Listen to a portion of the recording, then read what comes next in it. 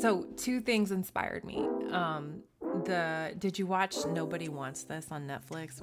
No, but I started it over the break. And Kristen Bell is a like sex podcaster, like Call Her Daddy, like the way they record it on the couch, like yes, yeah, love it. I wish we could make millions doing that. Yeah, well, maybe we can. Maybe we can. It gave me that feeling like I can do that. Like we did that. Why don't we do that? Why don't we do that again? We should do it again. Here we are. Great. Okay, well that's a good segue. Let's talk about season 5 of The Real Housewives of Salt Lake City. I think this season has renewed my faith in reality television, period. I'm going to make a big statement. I had to kind of convince you to watch this season, I feel like. You did, because I was really skeptical. I went back and watched the Monica season because it was so... integral to like the show's lore. Yeah. Even though we'd both like kind of dipped out and we'd stopped doing the podcast, I was like, okay. And it did. It was a great payoff. You know, the receipts, the timeline, all of that. Yes. Iconic. But then, yeah, I don't know why. I was like, I'm good. Like that might be the peak of this show. And then you're like, no, this season is so good. You have to check it out. And then like in the last few weeks, I guess this is like Christmas time and people are like checking in on how your year was. And all these people are like, not all these people, I should say like 2 or 3 people were like, have you watched fans of the show? Yeah, fans of the show. Or like, have you seen this season? And they were like asking me because we had done this podcast. And I was like, what a nice like full circle moment. People are like checking in on your interests. And it is now so interesting that I felt we needed to do a podcast about it. I agree. I think this is a good call because this season is amazing. Let's talk about the first one that really got you and I talking, which is about the addition of Bronwyn to the cast. She wasn't even a friend of the show before. She just appeared on this season. And I like that. I don't always need like a couple seasons to get used to somebody's face. Like I like that they just were like, here's someone you've never seen before. You don't know anything about her. And she wears really interesting clothes. And I was like, yes, I love this because her clothes are part of like the best part of her whole thing. Is her clothes are insane. Yeah. And she like is actually colorful.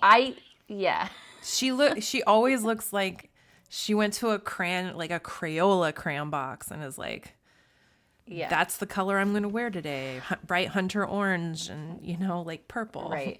Yeah. What is it? The first thing you see her in is that like yellow, like latex set that she's like big bikini top and like mini skirt. And it's like raining in March, clearly in Salt Lake City. And she's out in that. Love it. I love it so much. Oh my God. I forgot about that. Where she's walking into a restaurant basically in like swim shorts.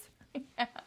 I love that she wears the crazy like couture pieces that are obviously so insanely expensive. And then she also like goes to pick her husband up from the airport in like inflatable dinosaur costumes. And like, I think, did she wear a troll outfit? Like the silly, like she's campy in both ways. And I just love it. So yeah, I'm a huge fan of Bronwyn. So, I think there are housewives that join and then they become more campy as they play into the fandom. Mm-hmm. But she just came on the show that way. And I like that she's not doing this clearly for Housewives fans. Like she literally just likes to dress like a crayon in a Crayola box, Yes. And I say Crayola and not Rose Art because she's actually wealthy, unlike some of the other. She's name brand. Yeah, she's name brand. Whereas, yeah, I would only be able to afford the Rose Art colors. Exactly. Did you have those, the Rose Art versus the Crayola? Yeah. Okay. I did have Crayola and I had Rose Art. So. Okay. Yeah. Well, that's a good way to distinguish housewives who are actually rich and those who are just aspiring or pretending to be rich. Because I feel like that's kind of a big tension with Bronwyn. And I think that what's been really interesting to watch is how Lisa, who apparently knew her before, has really gone after her, or at least like not had her back or whatever. Mm-hmm. And I get the people that are upset that Bronwyn plays both sides a lot and tries to like totally she's like, "Oh, I was talking about you, but so were all these other people," and tries to like get the heat off herself. Like that's totally something she does. She totally does do that. However, I love seeing Lisa like so clearly jealous. I think she's so Yeah. clearly jealous of Bronwyn, right? Yes, I agree. I think Lisa is like in the Housewives hierarchy, I feel like Lisa has been at the top for a while, a few seasons, Yes.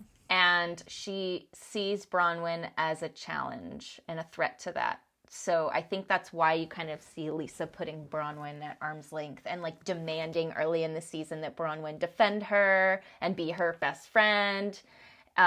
Meanwhile, she's not reciprocating that at all. Yeah. And the cool thing I think about the Housewives, not like I have to convince anyone to watch it, but like is the scenarios are all fake. Like we've talked about before, like all of the like, dress up like Girl Scout dinner Right. or like whatever The activity. breakfast at Tiffany's. Yeah, the activities are fake, but the things that happen at them are quite real. Like the slights and the digs and like so you seeing some of the digs that Lisa and Bronwyn have been really interesting because you're like, oh, this is all class tension. Because Right. yeah, Yes. Bronwyn has the money that Lisa would like to have or claims to Is have. hoping to have, yeah. Yeah. Okay, I have to ask what you think about Bronwyn's marriage and those dynamics. Oh 'Cause my gosh. this is very fascinating. Um, she didn't ever deny that she was a gold digger when she was asked point blank by that. That is true. She did the thing when you're like, I don't want to answer this untruthfully, but I'm gonna turn it back on you for being rude. Right. Where she was like, "Oh, are you insinuating I'm a gold digger?" But Yes. she never said I'm not one. Do you know what I mean? Because She does do that extremely well. yeah. So she's like, so then it's like, Or she'll be like, I love Todd so much. How dare you? How dare you insinuate? But she, yeah, yeah, you can love somebody and still love their money. And the parasocial people that I try to separate myself from are like posting like day by day drip of her Instagrams with Her Instagram story. yeah, to show his other side that we're not Right. that he's getting a bad edit or whatever the issue is, and he like just comes across like very patriarchal. There's no other word for it. Like he comes across very patriarchal toward her, and I don't like it. It's very uncomfortable to watch, and it's made all the other housewives really uncomfortable to watch. And I don't think that's like a bad edit thing. I think that's like he doesn't talk to you, girl, the way you should be talked to as an adult woman. Like he thinks of Right. you. He views her as a child. Yeah. That he's like has responsibility to care for. And her daughter as well too. Yeah, and then like to me like I was like kind of like I don't know. The husbands are all stupid on these shows. So I was like, oh, I'm not gonna force myself to have an opinion on something that I don't have any like interest in. But like when she recounted the story of being bit by the dogs and said she called his secretary and he didn't believe that she had been bit and that Actually hurt. and it that was it was like a little scratch. and that it wasn't until he saw her that he realized, and I was like, That was really gross. isn't that a huge red flag story though? Yes. A lot of these people, like that's another reason to like Housewives. So many of the smaller stories contain these like, whoa, that's a huge red flag. Like, Yeah. and you've been Or with they this- just they give you this tiny view of something and you're like, wow, there has to be so much backstory to that. yeah, And I want to know more. yeah, I also have seen this online and I kind of believe that Bronwyn is bringing things up strategically to maybe get out of that marriage, especially now that her daughter is going off to college. yeah. And so she needs to maybe make some of her own money or something like that. I mean, I will say there's probably a lot of truth to the housewives who've had divorces and other franchises. Like they stop filming and then you see everything warts and all magnified. And even though, as we know, a lot of this stuff is scripted and at least staged out, like they're blocked out Right. where they're going to be. Like the dynamics, you can't fake that. Like, Right. you know, it's like bad dynamics are bad dynamics. And I don't, I wouldn't be surprised if Bronwyn and Todd are not long for this world. And I don't think anyone would be that sad because seeing Bronwyn dating on The Real Housewives would be really fun. Oh, it would be amazing. Oh my God. It would have to be better than, another segue, Brittany and Jared Osmond, who I'm so tired of these two. Oh my Okay. God. So I wrote down this list of 5 sizzling cues. And number 2 Okay. was, Brittany, why? Why? Like, why is she on this show? What is she doing here? What is she doing with her life? Listen, okay. I have those questions, but I also am going to play devil's advocate and say she is wildly entertaining. I am so entertained by Brittany. I am justice for Brittany. I kind of want her to stay. Okay, this is the camps that have. I think I'm on the opposite side because Really? I've seen this on the Reddit where it's like in defense of Brittany and then someone being like, "Are you crazy? She's like so toxic." She's fun to watch. She's just like I will give her. She's funny in like a very clumsy way, but like. Oh, clearly, yeah. I don't know. I think I'm a little disturbed by it. You know what I mean? Because it brings up. Yeah. I think it brings up some of the more negative aspects of the LDS religion when I watch her, because she's like still trying to keep her like, you know, fake life going, and that Right. when I didn't. Yeah, maybe you can break down like why did she invite Angie over for what was something I don't. It was like family time, right, in the Mormon faith. Was that what they were doing? I don't know. The family night. I don't know. I honestly try to understand that, and it's really hard for me. It's like, if you're gonna do it, and if you're not, don't do it. And if you want to do it both ways, don't be offended when you're drinking wine on TV and then a friend brings you a bottle of wine at your home. Yeah. So because you're not fooling anybody. Okay, this is my Ask a Mormon segment where I'm like, or sorry, former Mormon or like lapsed Mormon. I don't want to. Cultural Mormon. Yeah. No, I'm not even culturally. Yeah, but I'm like, as someone who's been steeped in this, like, you can't understand the pull at all. Like, what is the pull for her? You know? I don't know. I'm sure family is a big part of it. Yeah, like keeping up with the appearances kind of thing. That is probably part of it. If her family is part of it. Did she say her mom recently died? Like, that I also understand a lot. Yeah. But, yeah, I don't know. She does have high body count hair, though. Let's be honest. Yeah. So I said that Angie has really come into her own. Mm-hmm. So she's another one that I'm like, wow, I didn't enjoy her as a friend of the show or whatever she was like in the prior season. But like right now I'm like, oh, she always dresses like I like the stuff she wears. Mm-hmm. I like her little parties. I like her Greek backstory. And yeah, I'm like, how did I come to like Angie? And then I'm like, oh, she's really like sarcastic and mean too, which I'm like, maybe I identified with that as well. It's like, she's like, oh, you need to put 2 hearing aids in. Like, that was really sharp humor. Like, you know, like maybe like obviously might have crossed the line with Meredith, but I was like, that is funny as fuck. She is funny. She's very sharp and quick, and I appreciate that a lot. And her sharpness has come through. Like, so I think there was a part of me that was like, oh, she wants it too much. And that there is, I feel in the Housewives universe, like if you want it too much, you shan't have it. It's obvious. Yeah, it's obvious and then you won't thrive on the show. Right. Yeah. I think she has found that balance. Definitely. And yeah, I am so surprised that her and Meredith don't get along better, you know? Yeah, that's been interesting. And her and Lisa, too. Because didn't she also come on as a friend of Lisa? Yeah. Or was she a friend of Heather? She was. No, she was a friend of Lisa. She was a friend of Lisa's, yeah. Which brings us to another segue. Who are Lisa's friends anymore? I don't know if Lisa's going to have friends They're anymore. all turning on her. I think she's setting herself up for, like, a dramatic fall. And I'm honestly kind of worried for her because she reminds me, I shouldn't say this, but she reminds me of a family member of mine, and who's always like very grandiose in the way that she talks about herself. So she's always hyping herself up, which I think is a good quality. I do it myself in the morning before work, right? Right. On the Everybody should hype themselves up. right, but she does it to a point where it's like not believable. She does it Yeah. incessantly.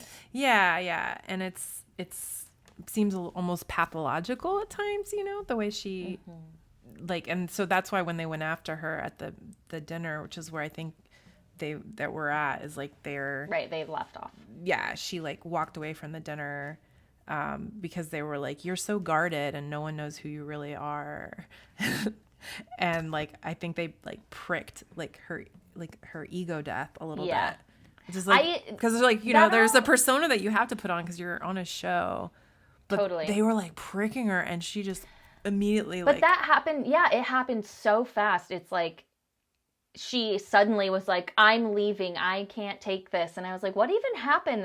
They were just kind of arguing, and then she got so quickly upset. I don't even remember what they were arguing about. It was like, Lisa, you always do this. yeah. You're not a good friend. I don't know. Yeah. I can't even remember. Well, that's why I'm like, I think that the things that we're seeing this season that make it so compelling are flashes of realness.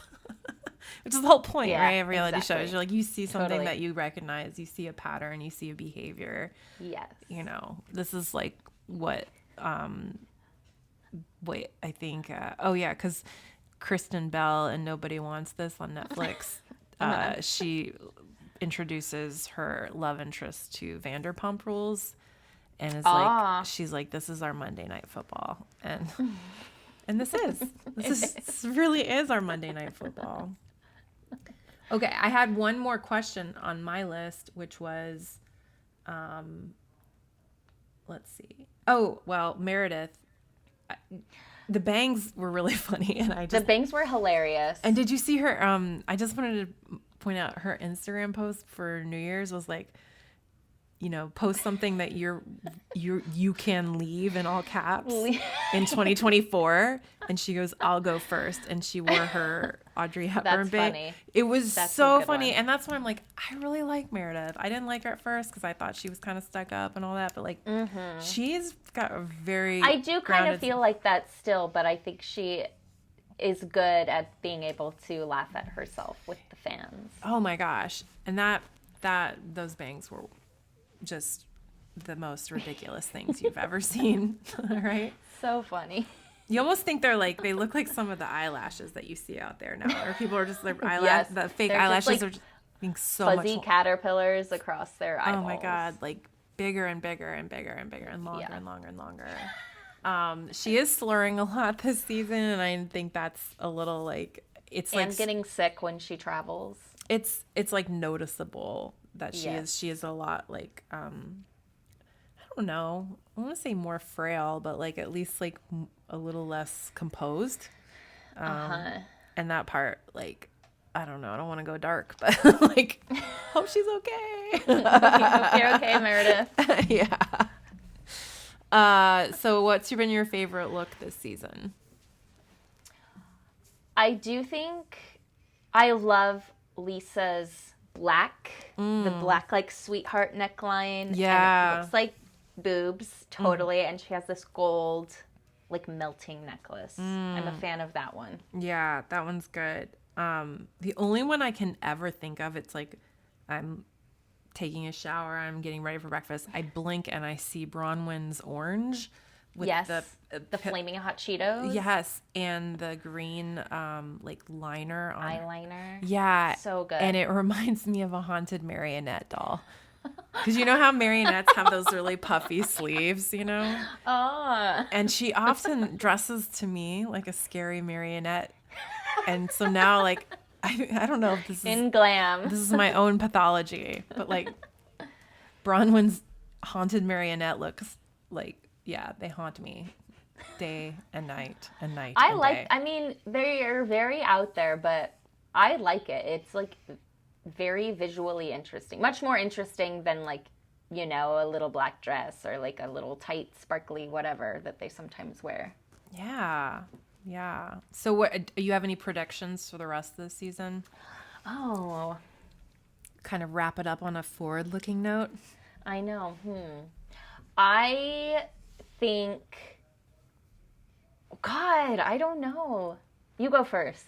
Okay. Well, Heather and Whitney have been just like completely non like Right? We haven't characters. seen much They have from not them. done anything this season. And I think that's kind of cool that there are now enough characters that they can like they don't have to hammer like That's true. the healing journey or anything like something like Not a great storyline. not a great either. storyline. Yeah. But I see Meredith and Brittany are probably going to go at it soon because Brittany. Well, this is because it's the last episode we just saw, but Brittany went after Meredith for crying Being and sick. yakking in her. And Meredith shot her the most death glare I've ever seen. Yeah. Yeah. So, I feel like, Meredith is about to be like, "Why are you so obsessed with me?" yeah, Brittany might be off the show, is what I think. I don't see her as a stable enough character to come I back. agree. For I another think se- she hasn't. Yeah, I think she hasn't made enough friends to like stand up for her and like vouch for her to stay on the show. Yeah. So and then I think Lisa's probably gonna end the season like just completely On an island. on an island by herself with no friends. I do feel like Lisa, I mean, because Lisa has fought with people a lot over the past seasons, and they've always been able to mend it, but I feel like not super well. I feel like she's just kind of has all these band-aids over all her friendships. And Yes, the way that's a things great are- analogy. That's a great analogy. yeah, and the way things are heading in Mexico is like everybody was kind of going after her at the dinner, and she got so like upset and left. So, will she humble herself before her friends and truly apologize, or will she end the season and go to the reunion like still upset with everybody because they're upset with her and calling her on her shit? Well, she's a grudge holder, so I think we know the answer to that. Yeah. Oh, this has been so fun. This was fun. Okay, we should do it again in 2 more seasons. Sounds good. We could do another episode maybe before the reunion. I love that. I Cool. just said that like Lisa. I love that. I love that. I love that. I love that.